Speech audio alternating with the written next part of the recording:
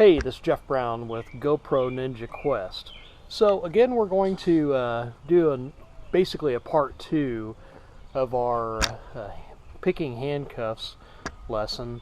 I felt like the video that in the first video, we kind of touched upon it a little bit. The lighting wasn't very good, and I just wanted to kind of give you a better presentation of that material. So we're going to recap on a little bit of it and really just kind of focus on the mindset of the ninja. Now, first of all, just a disclaimer, this is for informational purposes only, and for situations that may save your life. We're definitely not condoning or endorsing any type of illegal activity or anything like that. So let's go ahead and get started, and we're going to just discuss with you a little bit about the basic aspects of how to circumvent the locking mechanism on a pair of police handcuffs. So the first thing is we're using paper clips that these are the stronger paper clips. They have some other ones that are cheaper. It just seems like they're easier to bend. They're definitely not as sturdy, and it's a little bit more problematic when you're trying to pick the lock, because you need something that's definitely a little bit stronger to be able to handle the pressure. It's very important that your pick is not so weak that anytime you try to exert any pressure within the locking mechanism, that it just bends the pick. So it's kind of counterproductive. So with that being said, let's talk about the pick. Basically, this one's already prepped. I just bent this out to about a 45-degree angle in relation to the paper clip, and also put another 45-degree angle at the very tip of the paper clip.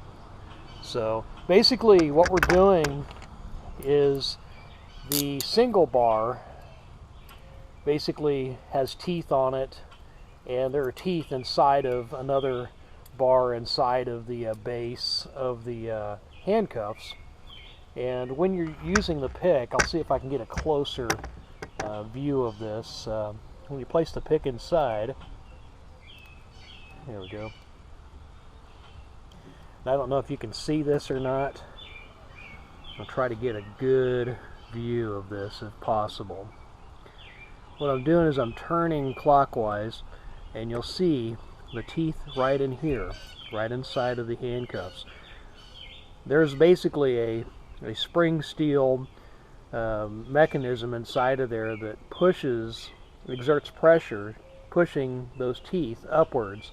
And so when the single bar is inside of the double bar, there is pressure holding those two mechanisms together, making it to where you can't undo the handcuff. Obviously there's a reason for that. They don't want the individual to get away.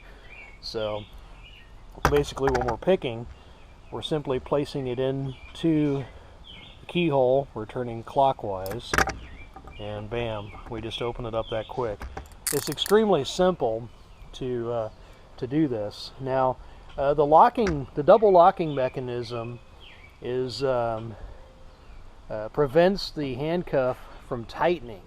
In a lot of law enforcement and different situations, a lot of complaints and a lot of liability arose out of handcuffs being placed on too tightly, cutting off the circulation and causing injury to the prisoners. And so basically, modern technology, they created double locking mechanisms in order to keep it from over tightening, and it makes it a little bit more problematic when you're trying to pick it as well.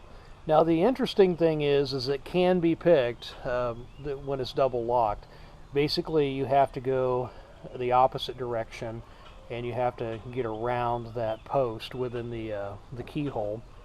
And I use a different type of pick than a paper clip. The paper clip is a little bit too thick to be able to get around the post in the center of the keyhole.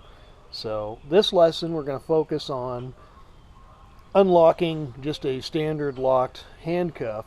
We'll do another lesson where I'll get a different type of pick, and we'll work on unlocking a double locked handcuff. So again, we'll just kind of cover this just to recap on some things. So you're placing the pick right here in this notch. You'll see the post, this bar coming right out the center of the keyhole. And you're going to place this in that little notch above that. Turn counterclockwise, and bam, there you go. And it just opens that easy. And again, when you're turning clockwise, you're just catching the lip inside on this area here. Looks like there's three teeth. That's all there is. There's 3 teeth down in there that connect with these and causes it to lock, so it can't be pulled out. But they're at an angle, so you can push through.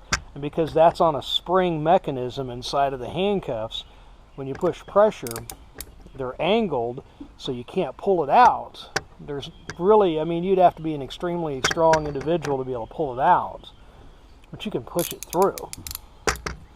Obviously, if there's a body part within this area, it's not going to close all the way. So one more time. There you go. Very simple. There's obviously some more things that we can do. This is not the only way. This is just one way that you can circumvent the lock on the handcuffs. We'll explore some different things.